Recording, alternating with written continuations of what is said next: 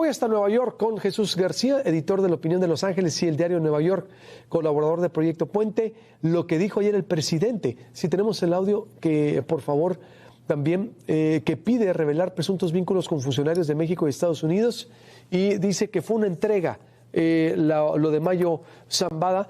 Vamos con Jesús porque se nos va a ocupar y después con el presidente. ¿Cómo ves, Jesús, esto y qué repercusiones está teniendo allá en medio de la designación de candidatos a vicepresidentes en Estados Unidos? Bienvenido, buenos días. ¿Qué tal? ¿Cómo estás, Luis? Muy buenos días. Pues bueno, lo que vimos ayer, lo que escuchamos ayer del presidente Andrés Manuel López Obrador y la secretaria de Seguridad, Rosa Isela Rodríguez, pues nos deja muy claro. Yo creo que el gobierno estadounidense ya les presentó un reporte detallado, pero hay información que ellos no pueden revelar por cuestiones que yo había comentado también aquí con ustedes, que tienen que ver con el tipo de negociaciones que se hacen en los procesos judiciales. Hay información que no se puede revelar porque eso complicaría o afectaría los procesos judiciales que se están llevando a cabo.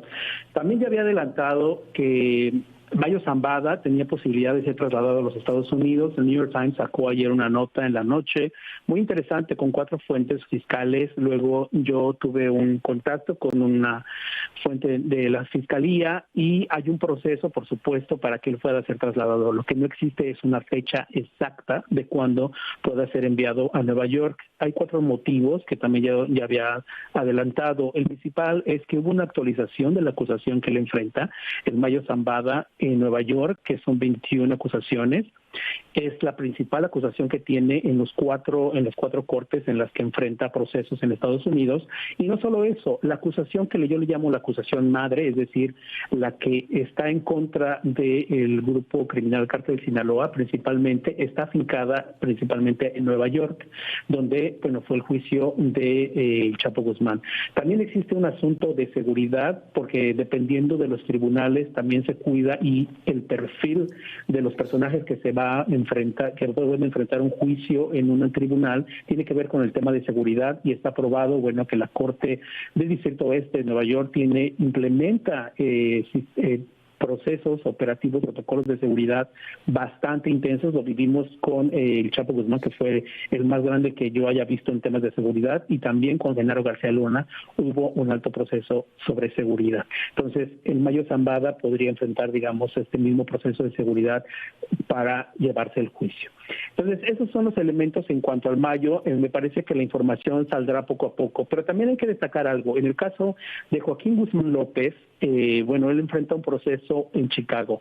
Y hay algo que, aquí nadie lo ha destacado, pero el 30 de septiembre hay una audiencia de Joaquín Guzmán López, pero también hay una audiencia de su hermano Ovidio en el mismo tribunal y con diferencia de 15 minutos.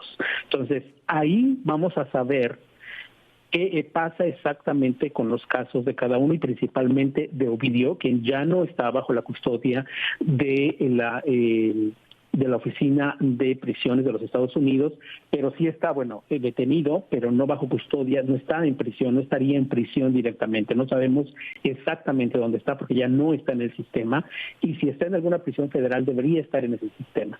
Entonces, eso lo vamos a saber justamente tal día. Bien, pero entonces, ¿no tenemos confirmado si se entregó o no, como dice el presidente?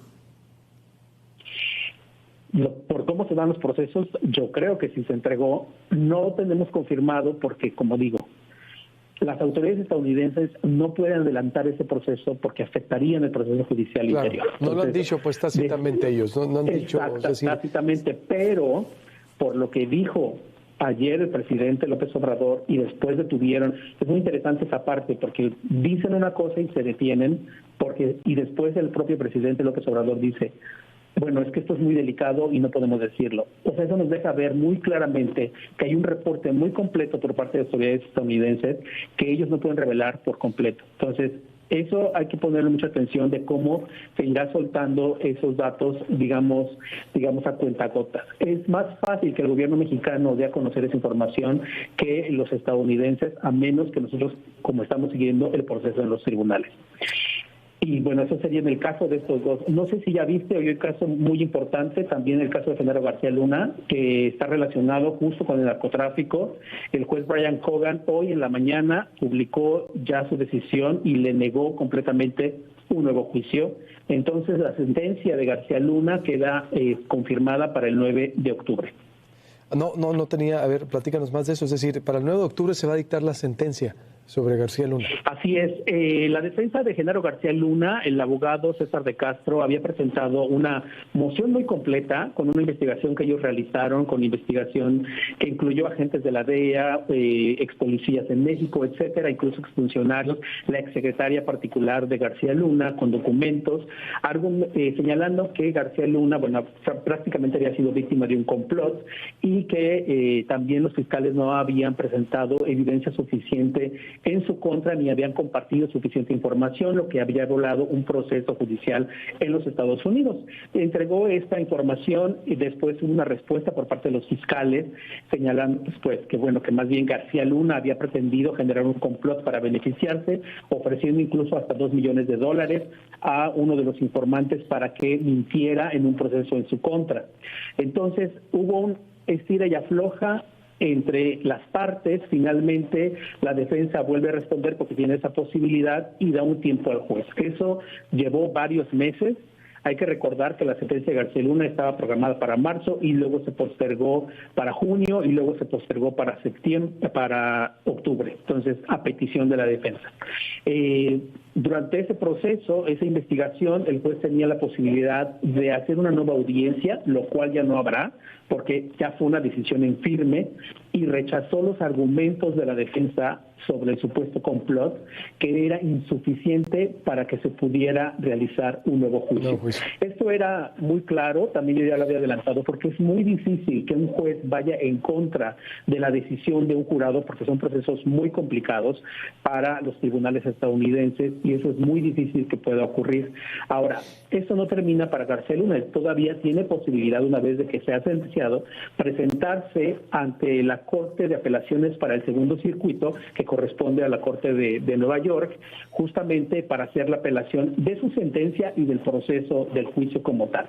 Pero eso tarda meses y puede tardar años, dependiendo, digamos, de las prioridades en los tribunales, en este tribunal de apelaciones. Ya vimos que en el caso de El Chapo Guzmán fue completamente negado ese proceso, porque también vuelvo a lo mismo. Los juicios donde hay una decisión de un jurado son muy difíciles que puedan, digamos, revertirse, pues. Exactamente. Sí, pues como entonces, si que estuviéramos ya en es México. mucho más complicado. Ya es mucho más complicado para García Luna el proceso judicial. Pues esta es la actualización de los dos casos, Jesús, y estaremos dándole seguimiento contigo, por supuesto, como siempre. Te mando un abrazo. No sé si hay algo más que comentar que no te haya preguntado. Pues no, comentaste al principio lo de la vicepresidenta Kamala Harris, pues fue una sorpresa y no la selección de Tim Walz, del gobernador de Minnesota, como candidato vicepresidencial, y es muy bueno y muy interesante. Hay que recordar que Walz ha sido parte de la campaña demócrata desde el inicio, incluso durante la campaña del presidente Joe Biden, ha sido como vocero, como parte del grupo de gobernadores demócratas, incluso estuvo en varias conferencias de prensa en las que yo estuve presente, y es un personaje muy interesante que sí le viene a dar una perspectiva distinta a la campaña de la vicepresidenta Kamala Harris, en estados de votación de votantes principalmente blancos, que es un aspecto que los demócratas también están preocupados en ese sentido. Pues ahí está la información, y esto es importante porque las tres cosas, ¿no? Porque ayer también se dio a conocer que Ismael El Mayo Zambada se ha trasladado del Paso, Texas a Nueva York, como nos estás comentando, donde enfrentará este proceso ante agentes y fiscales federales que llevaron el caso de Joaquín Chapo Guzmán, ¿verdad? De acuerdo a la información también publicada y que nos confirmas. Pues este revés para Genaro García Luna. Y algunos medios están diciendo que ya saborea también al Mayo. El juez Brian Cogan, ¿va a llevar el caso del Mayo? Exactamente, porque es lo que señalaba yo, que es el proceso madre, por así decirlo. Bien, gracias, mi estimado.